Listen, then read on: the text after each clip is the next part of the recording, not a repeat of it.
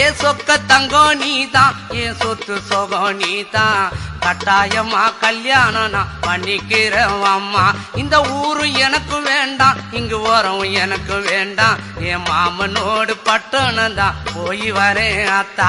இந்த ஊரு எனக்கு வேண்டாம், இங்கு வரும் எனக்கு வேண்டாம், என் மாமனோடு பட்டணம் தான் போய் வரேன் அத்தா.